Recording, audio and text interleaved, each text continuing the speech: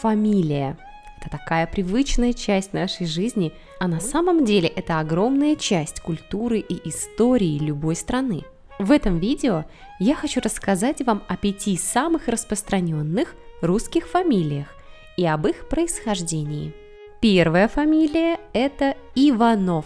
Я, скорее всего, не ошибусь, если скажу, что у каждой российской семьи, если они сами не Ивановы, есть как минимум 2 знакомые семьи с этой фамилией и 3 бывших одноклассника, и еще пара коллег. По данным переписи, в России проживает почти 2 миллиона человек с фамилией Иванов. Это 1,5% населения страны с одной фамилией.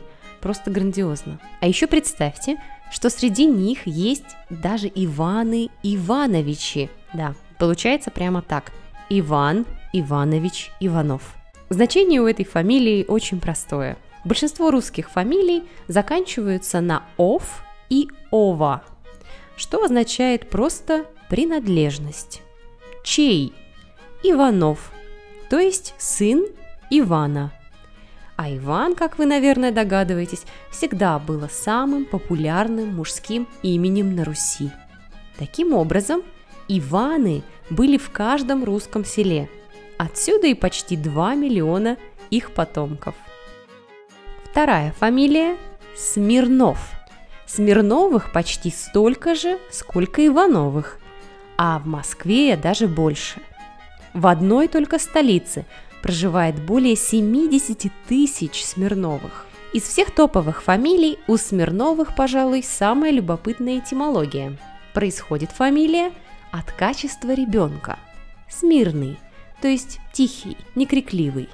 Раньше в многодетных семьях крестьян родители с облегчением вздыхали, если рождались тихие, некрикливые, то есть смирные дети. Это довольно редкое для детей качество и записывали рядом с именем. Этот ребенок Смирной. Со временем Смирной превратилась в Смирнов. Третья фамилия – Кузнецов. С этой фамилией все проще. Кузнецов происходит от рода занятий. Кузнец был незаменимым человеком в любом поселении, поэтому география этой фамилии охватывает всю Россию. И не только Россию. Кузнецовы, по сути, присутствуют в языках многих народов.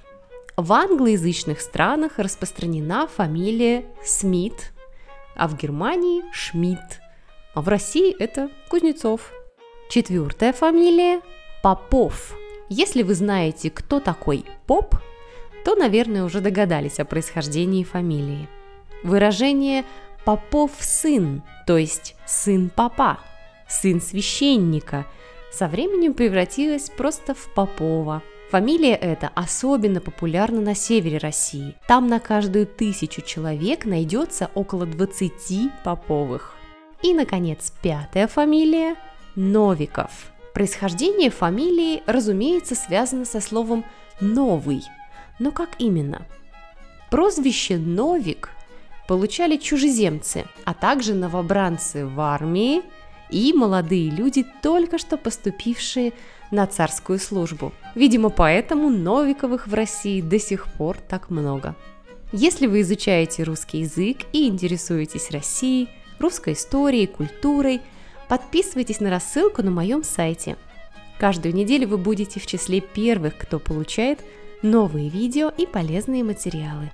Спасибо за ваше внимание и увидимся в следующих видео.